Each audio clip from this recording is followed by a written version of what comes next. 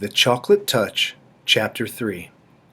The birds were chirping in the tree outside John's window, and the sky beyond was deep blue. The bedroom door opened a few inches. "Hey, Sleepy," Mrs. Midas called. "Everyone else is up." John put on his bathrobe and slippers and ambled to the bathroom.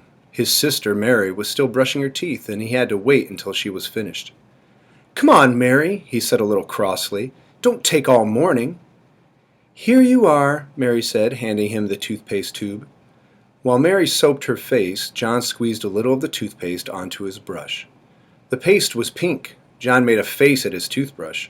It didn't seem fair that he should have to brush his teeth with stuff that tasted just like his tonic. A stinky taste, he called it. John opened his mouth and pushed in the end of the toothbrush. As soon as it touched his front teeth, he noticed a delicious sweetness in his mouth, a taste of the best kind of chocolate. He pushed the brush to and fro, and the taste seemed to grow stronger. He removed the brush. The bristles were brown. "What kind of toothpaste is this?" John asked. Mary was drying her face. "The same kind," she answered. "It says on the tube." "Blanco Dent," John read. It was the same kind they had always had. "Why is it chocolate flavored this time?" he asked. "Boy, it's good." "Silly," Mary said. "Course it isn't chocolate." She hung up her towel and swished out of the bathroom. John squeezed some more toothpaste onto his brush and continued to brush his teeth. Chocolate again! It was marvelous, rich, sweet, smooth chocolate, chocolatey chocolate, like the single piece of chocolate from the box the night before. There seemed to be no further need for the toothbrush, so John rinsed it and hung it up. He squeezed out another bit of toothpaste, onto a fingertip this time. He put his finger in his mouth and ate the toothpaste off. When he took his finger out again, it was stained chocolate brown. John wasted no more time. He put the end of the toothpaste tube into his mouth and emptied the paste onto his tongue. It squeezed out like thick, creamy chocolate.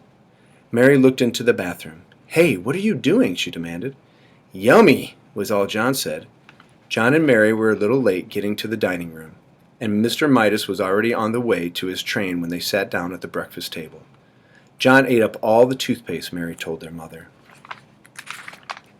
"Ooh, you sneak," John whispered. "Well, you did," Mary reminded him. "And that's a waste." "Isn't it a waste, Mother, to eat up all the toothpaste in one day?" Mrs. Midas was serving their orange juice. "Mary, really," she said. "I'm sure John was only joking. He must have been pretending to eat the toothpaste." "No, he wasn't," Mary insisted. "I was watching, and I saw him squeeze it right into his mouth. He said it was chocolate." "Oh, dear," protested Mrs. Midas. "Chocolate again? Now I know it was just a joke." "He just wished it were chocolate, Mary. Come now, drink up your orange juice, both of you. Your bacon and eggs will be ready in a minute." As Mrs. Midas left the room, John took up his glass of orange juice and put it to his lips. As soon as he tilted it and the liquid began to flow into his mouth, a happy look came into his eyes. "Boy, that's good," he said at last, lowering the empty glass. "Chocolate juice." Mary looked at John. Then she looked at her glass of orange juice. It was a bright orange color. She tasted it. It tasted like orange to her. "It is not chocolate juice," she said. "It's orange juice. Orange juice is good for you." "Yes, John," Mrs. Midas said, hearing the last few words as she carried in the tray of bacon and eggs. "You must drink your—" She caught sight of John's empty glass. "John," she said, "you good boy. That's the first time in ages you've finished your orange juice without having to be told." "It tasted of chocolate," John explained. "All right," Mrs. Midas said. "Very funny. But don't tease Mary too much. Remember, Mary's younger than you are." John silently picked up his fork and sliced the yolk of his fried egg.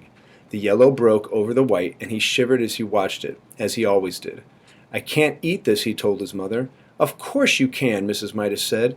"You drank your orange juice. Try to eat your bacon and egg." John scraped up a small piece of egg and put it into his mouth. It immediately became chocolate white and chocolate yolk. Both lovely, lovely chocolate. "Mmm," John mumbled. "Chocolate egg."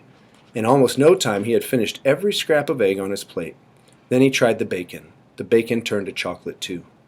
John had never before enjoyed his breakfast so much. After the orange juice that had turned to chocolate juice in his mouth and the fried bacon and egg that had turned to fried chocolate, He ate 2 slices of chocolate toast with chocolate butter and chocolate marmalade, washed down with a glass of chocolate milk. "I'm very pleased with you this morning," Mrs. Midas said, as she helped John on with his coat. "If you promise to eat your lunch at school as well as you ate your breakfast, I'll give you a dime to buy some chocolates with." "Oh, that's all right," John said. "I don't think I'll need it." Mrs. Midas looked puzzled as she waved goodbye.